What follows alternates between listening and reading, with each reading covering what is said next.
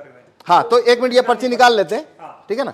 हाँ, अब हमारे पास अभी हाँ, अब आप देखिए पहले से अंदर कोई वोट नहीं है। कोई नहीं। 1 मिनट में इसको भी शो रिजल्ट को 0 कर दूं। अभी एप्पल को वोट दिया था एक हमने, तो टोटल वोट 1 हो गया। अब वापस, हाँ, इसको मैं वापस 0 कर देता हूँ। स्टार्ट डेमो, हाँ, शुरुआत करते हैं और मैं अब वोट करता हूँ। हाँ, बनाना या वाटरमेलन किसी को भी। 3 विकल्प है हमारे पास। हाँ, अब मैं इसमें नहीं, अगर आप एप्पल को वोट देंगे, एप्पल का वोट तो ये चोरी करने ही नहीं वाला है। ओके, हमें दूसरों का देना। हाँ, आपको चोरी देखनी है तो आपको बनाना को वोट करिए या फिर वाटरमेलन को करिए। मैं बनाना को वोट करता हूँ। ठीक है, तो आप देखिए आप क्या पर्ची देख रहे हैं। हाँ, बनाना आ गई। बनाना आ गई। जी। तो आप वोटर ने बनाना की पर्ची देखी जी। वोटर यहाँ से चला गया। हाँ, अब अगला वोटर आया। आप हैं दूसरे वोटर। मान लीजिए मैं फिर बनाना को करता हूँ। ठीक। मैंने बनाना को वोट किया। हाँ। अब देखिए मैंने क्या देखा, बनाना, दिख रहा है। तो मैं भी खुश हो गया। खुश हो गया मतलब सेटिस्फाई हो गया। जी, जी। मैं चला गया। अब मान लीजिए आप आए, आप फिर से बनाना को वोट करिए, मान लीजिए। मैं फिर से बनाना को वोट कर देता अब देखिए आप क्या देख रहे हैं यहाँ पे, हूँ। बनाना देख पा रहा हूँ। बनाना देख रहे जी। हैं, तो आप सेटिस्फाई हो गए। हाँ। आप भी चले गए। तो हमने 3 वोट कर दिए। 3 वोट कर दिए। ये बनाना बनाना बनाना, 1 वोट और कर लेते हैं। ये मान लीजिए मैं अब वापस बनाना को वोट कर रहा हूँ। ठीक है।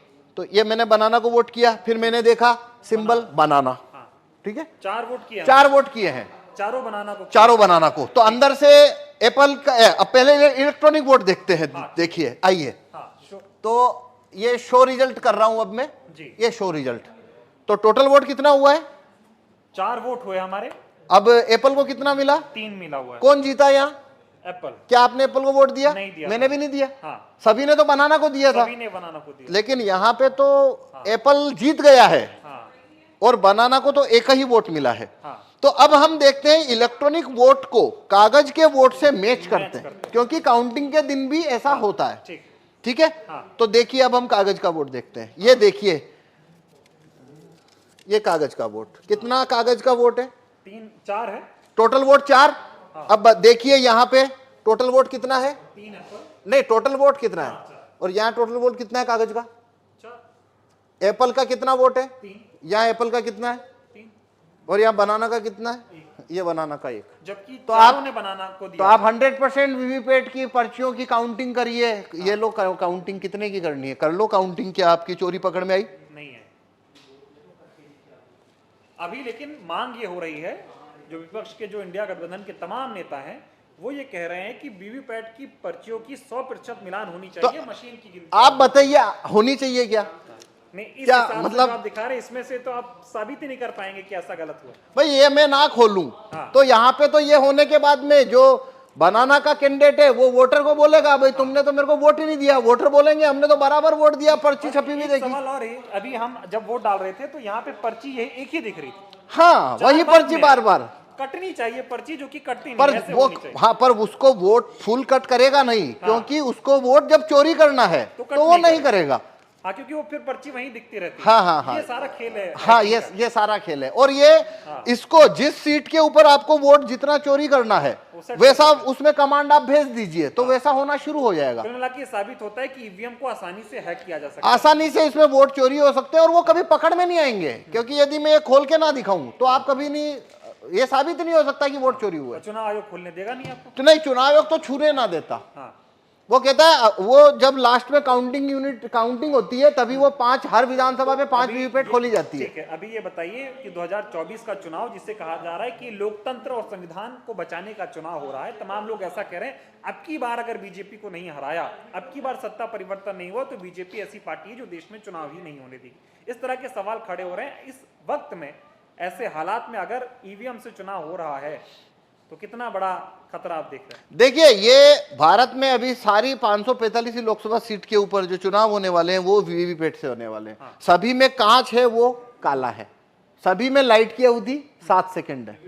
तो मतलब ये अभी जो चुनाव है, वोट ईवीएम से चुनाव कराना, उसका कोई मतलब ही नहीं बनता। कोई मतलब नहीं, कोई भी बेईमानी मतलब हो नहीं रही है बनता। उसमें, बेईमानी जितना धांधली करना है उतना हो सकता है। 5 सीट करो, चाहे 50 सीट करो, चाहे 100 सीट धांधली करो, और वो कभी पकड़ में नहीं आएगा। इसीलिए हम ये, भाई आपने, अगर मैं ना गेट खोलूं, आपको पकड़ में आ रहा है?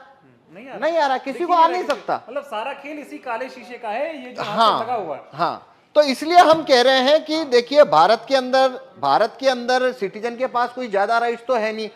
वोट वापसी के कानून, राइट टू रिकॉल भारत के लोगों के पास नहीं है। जूरी में आने की पावर नहीं है। और रेफरेंडम पावर, भारत में रेफरेंडम का पावर नहीं है। एक ही सिर्फ सिटीजन के हाथ में केवल एक ही लाठी है मताधिकार। और वो है वोट देने का कानून, बस इतना सही तो है। न तो वोट वापस लेने का कानून है, न जुरी में आने का कानून है, ये सब तो है नहीं। अब वो एक ही तो कानून है जो सिटीजन की तरफ है, और उसको भी ईवीएम ने उसको भी मतलब डाउटफुल कर दिया। अब तो देखिए ये एक अलग बात है, वो तो एक लेबल होता है लोकतंत्र खतरे में है। भाई यहाँ वोटिंग खतरे में साफ दिख रही है। अब अगर लोकतंत्र जो भी होता है क्या होता है वो एक अलग बहस है कि आप लोकतंत्र किसे कहते हो, पर यहाँ भारत में जो भी है रूलिंग क्लास के पास सब कुछ है, वोटर के पास तो वोटिंग है, और ये वोटिंग जो है वो पूरी तरह से संदेह के घेरे में आ जाती है। तो पूरा लोकतंत्र ही जैसे आपको वो संदेह के घेरे में आ जाता है।